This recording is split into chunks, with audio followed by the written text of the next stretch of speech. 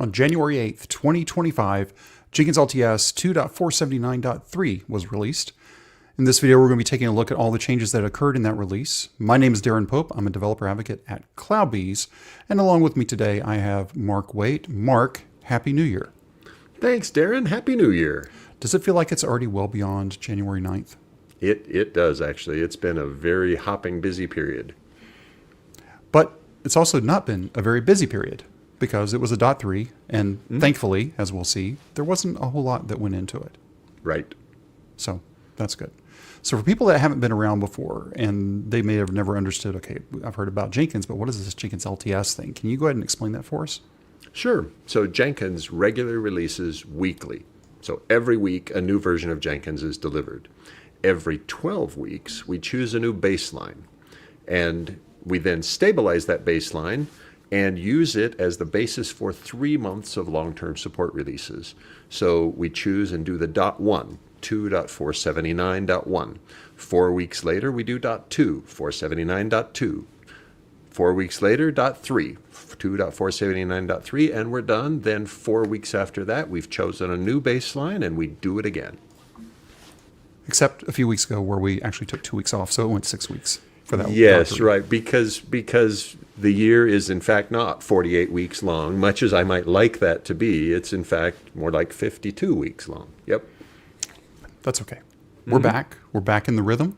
We are. We are planned almost, I saw, not completely through the end of the year, but it's pretty darn close.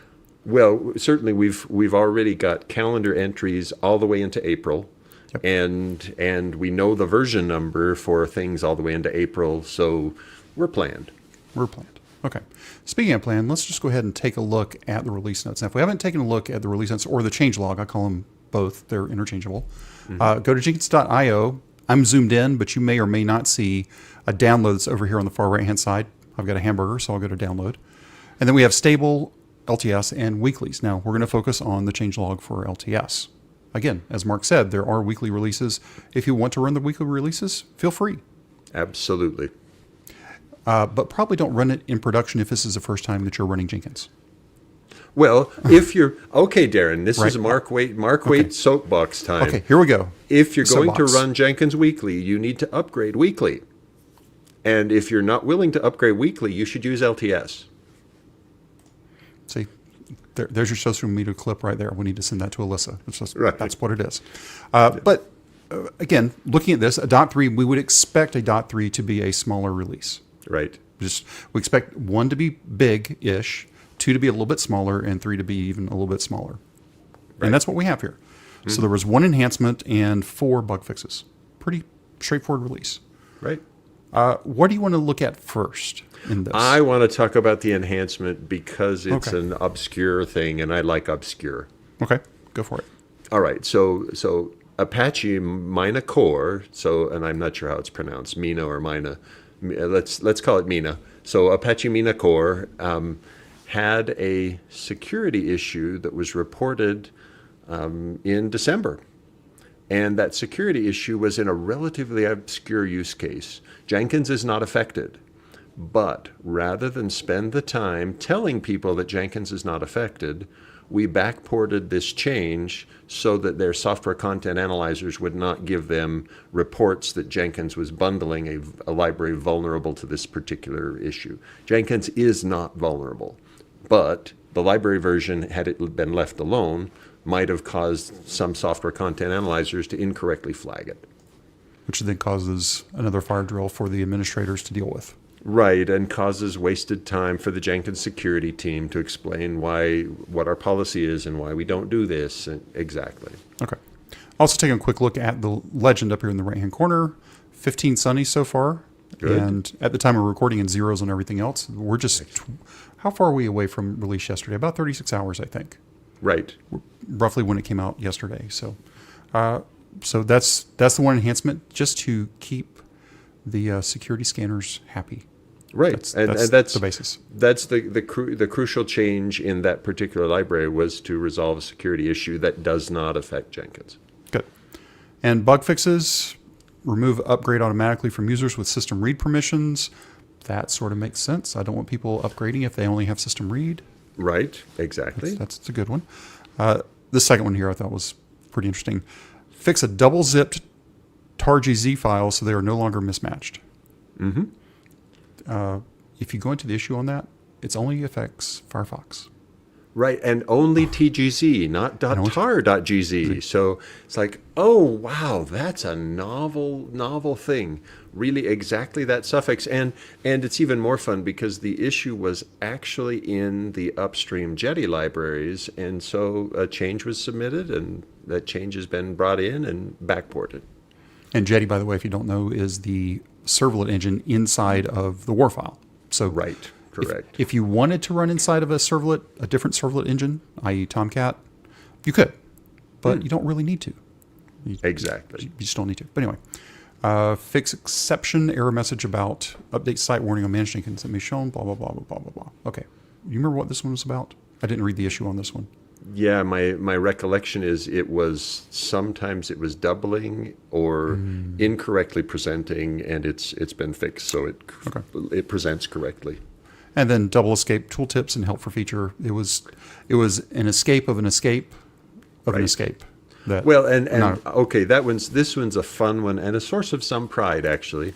It was only detected as a regression within the last 3 or 4 months, but the regression originally occurred 2.380, which is about 3 years ago now. About 100 releases ago. Right, which is numbers. 2 years ago. So 2 years ago. Yeah. So there you have it, a 2-year-old regression detected and fixed. Okay. Let's take a look at the upgrade guide, because you should always take a look at the upgrade guide. Yes. Hopefully, a .3 would never have much. Let's take a look at it right here. And no notable changes. Good. Right. All good. So that's the release cycle for 479.3. Mm-hmm. That's it? Really? That's really all? it. So what's coming next? In 4 weeks, we have the new version, which as of today, January 9th, as we're doing this live, is going to be 2.492? Correct. Okay, right. 492, which was actually the weekly from this week, which came out on January 7th. That's right. So, which seems a little quick to me, but it that's okay. is. Well, we had released 491 3 weeks ago, and took the pause. Right. So let's took let's a 2-week pause, which was new actually as recently to me. So this is the first time that there were no weeklies over the time where we have taken time off in the past. Right. Right. That did happen, but the weeklies kept rolling. This year there was a vote to let's just pause everything. Right, and I'm actually grateful because it let the infrastructure team and it let me have more time, and the release officer and others have more time where they weren't doing even the relatively minor things that are associated with a weekly release.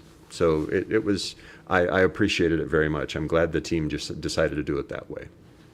So when we're doing this quick math, like we were just talking about 380, okay, we're always going to be off by a few numbers, just because. Which is right, and we'll keep grinning about that anyway. That's fine. Yeah. But anyway, so that's going to be 492, which, if we take a look at it, is going to have a lot of things in it. It will. Compared to 479. So if you were to actually go and do the diff today from the 479 tag up to 490, what did I say, 2, you're going to find a lot of things, a lot of UI changes coming.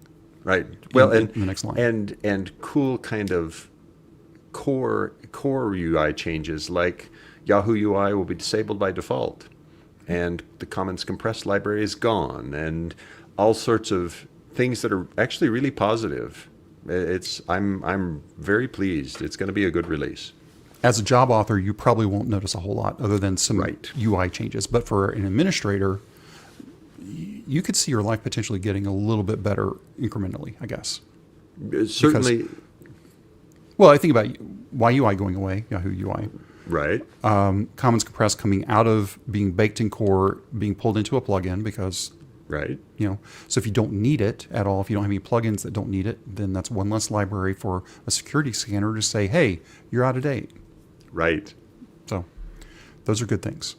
So that release currently is scheduled for February 5th. Right. We'll be back on February 6th at this same time, 4:30 p.m. Eastern, and whatever time it is CET, because I don't remember. At that point in time, we'll be in February, so still no daylight time yet. I had to go and get my poke in for daylight time. Right. It comes. I think it comes later this year. I don't remember though. I have to look. Okay. Daylight time can not go away fast enough.